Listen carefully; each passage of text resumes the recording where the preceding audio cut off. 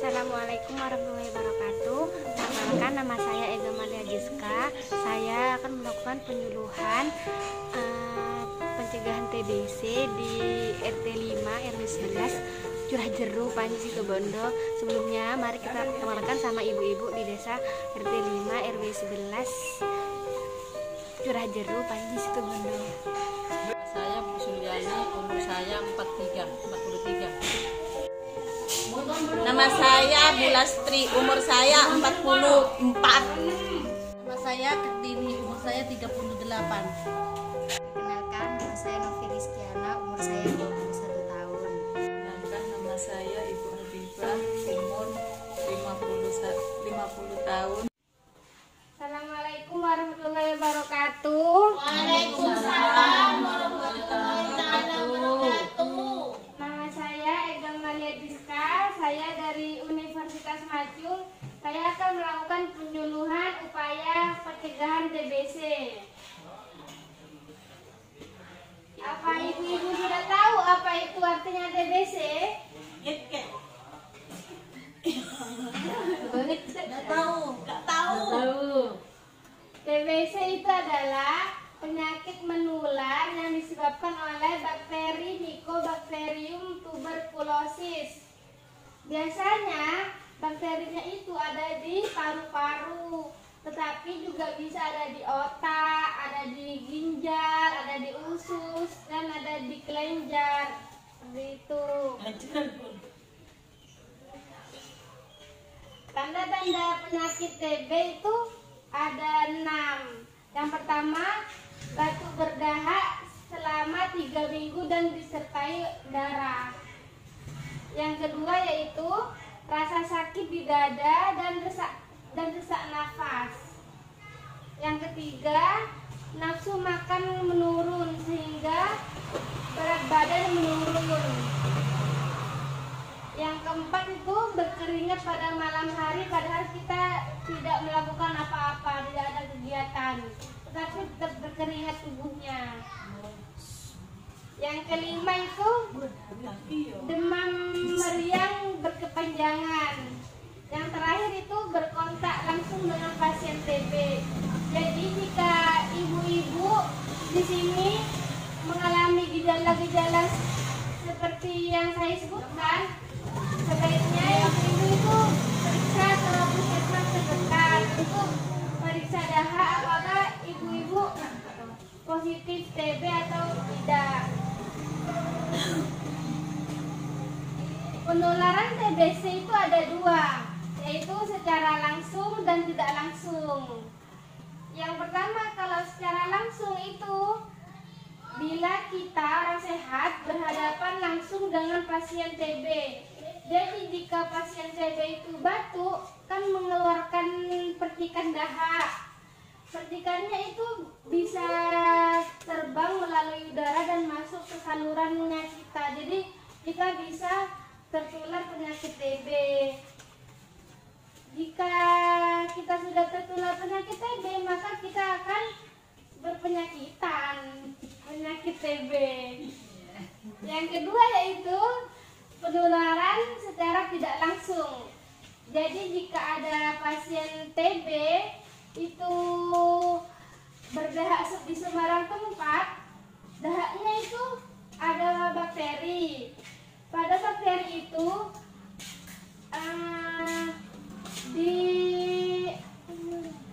bakteri itu disebar melalui angin sehingga bakterinya tersebar kemana-mana dan masuk ke hidung manusia yang sehat. Jadi manusia sehat itu bisa tertular penyakit TB melalui dahak yang dibuang oleh pasien TB. Apakah mengerti? Mengerti. Gimana kita mencegah penularan TBC? Kita kan orang sehat yang tidak berpenyakit TB itu bagaimana cara mencegah? Yang pertama yaitu makan makanan yang bergizi dan yang sehat. Contohnya susu, 4 sehat, makanan 4 sehat, 5 sempurna, sayur-sayuran. Agar apa? Agar meningkatkan daya tahan tubuhnya. Jika daya tahan tubuhnya kita sehat, maka bakteri yang masuk itu bisa mati. Itu. Yang kedua yaitu mendapatkan suntikan vaksin BCG bagi bayi baru lahir sehingga berusia 2 tahun. Jadi jika ibu-ibu di sini memiliki anak baru lahir, itu sebaiknya disuntikan vaksin BCG agar tidak tertular penyakit TB sampai 2 tahun. Yang ketiga yaitu tidak merokok dan olahraga teratur.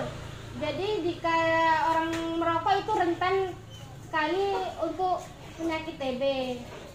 Yang keempat yaitu jemur alas tidur agar tidak lembab. Kenapa? Karena bakteri itu bisa hidup dan berkembang biak di tempat yang lembab. Yang kelima yaitu membuka jendela rumah agar mendapatkan sinar matahari dan udara segar. Yang terakhir yaitu pencegahan TBC bagi orang yang sakit TBC. Jadi jika kita sudah berpenyakit TBC, itu yang harus kita lakukan adalah minum obat secara teratur selama 6 bulan berturut-turut, tidak boleh berhenti. Yang kedua yaitu menutup mulut saat batuk atau bersin. Yang ketiga memakai masker. Yang keempat tidak membuang dahak sembarangan. Yang kelima menjaga lingkungan agar tetap bersih. TBC itu bisa disembuhkan, tetapi sebaiknya kita sebagai manusia sehat lebih baik kan mencegah daripada mengobati. Ada yang mau ditanyakan? Ada yang mau ditanyakan? Ada. Ya. Kenapa penderita TBC rata-rata mengalami batuk berdarah? Karena batuk itu adalah pencegahan tubuh manusia agar jika terkena bakteri itu yang dilakukan oleh tubuh pertama kali adalah batuk. Batuk itu untuk mengeluarkan bakteri yang ada di dalam tubuh. Jadi jika orang terkena TBC kan bakterinya banyak di dalam paru-paru. Dan jadinya untuk mengeluarkan bakteri itu dengan cara batuk. Tetapi jika batuk terus-menerus maka akan terjadi iritasi pada saluran pernafasan.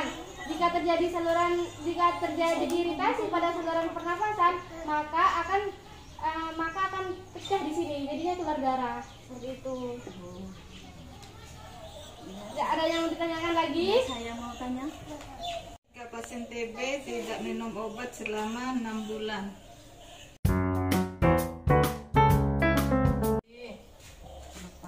Pasien TB itu harus minum obat selama 6 bulan karena kan bakteri di dalam paru-paru pasien TB itu bisa mati jika dikasih obat selama 6 bulan. Tetapi jika sudah pada bulan kedua pasien merasa sehat, jadi pasien itu merasa tidak perlu minum obat, padahal harusnya harus 6 bulan. Jadi itu membuat bakteri di dalam tubuh itu bukan mati tetapi pingsan, hanya pingsan. Jadi jika diberhentikan maka bakteri itu hidup kembali.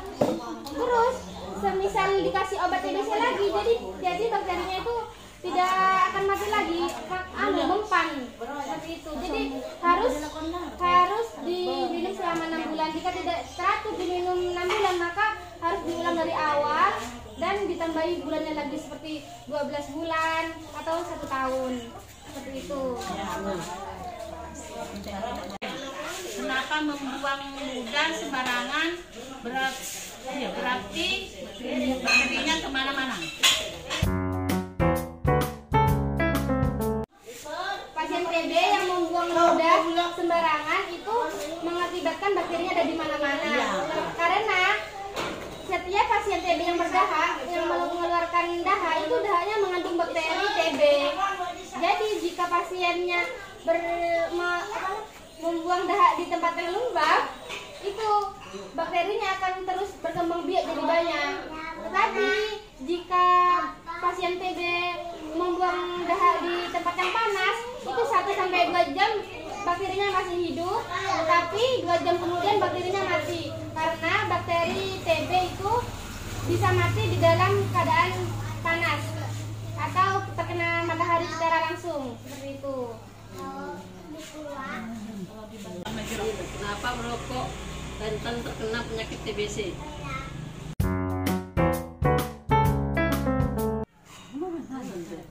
Kenapa Merokok rentan terkena penyakit TBC? Karena asap rokok itu bisa membuat paru-paru menjadi rusak dan tidak berfungsi. Jadi sudah paru-paru terkena bakteri TBC dan tidak berfungsi, seperti itu. Dan asap rokok itu bisa membuat orang kekebalan tubuhnya turun. Jadi jika kekebalan tubuhnya turun, maka orang itu kan mudah sekali terkena bakteri. Jadi tubuh tidak bisa melawan bakteri yang masuk kalau kekebalan tubuhnya turun. Jadi mudah sekali jadi mudah sekali bakteri itu masuk ke dalam tubuh orang yang perokok, seperti itu. Ngerti? Jadi mungkin itu saja yang bisa saya sampaikan. Mohon maaf jika ada yang kurang. Selebihnya saya ucapkan terima kasih. Assalamualaikum warahmatullahi wabarakatuh.